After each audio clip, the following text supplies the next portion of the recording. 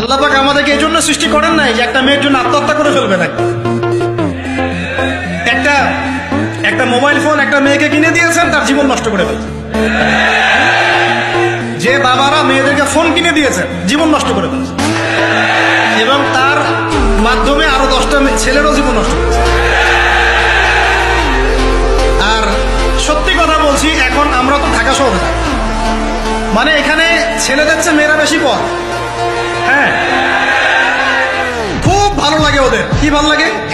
একটা ছেলের সাথে বাইকে করে ঘুরবে, টাকা খসাবে, এখানে ওখানে ডেট করবে, এগুলোতে খুব মজা পায়। এগুলোর জন্য কি তাকে সৃষ্টি করা হয়েছে? আপনি বলেন, এই মেয়েদেরকে আপনি যখন ঘরে নিয়ে আসবেন, আমি নারী বিদ্বেষী কথা বলছি না, নারীদেরকে আমরা অনেক অনেক সম্মান করি, অনেক শ্রদ্ধা করি। আমাকে জন্ম দিয়েছেন একজন নারী, আমাকে দিনের পথে চলতে আত্মবিশ্বাস যোগায় পিছন থেকে, ঘরের নারী যোগায় কিনা? আমার নিজের কন্যা সন্তান আছে, আমরা মেয়ের বাবা।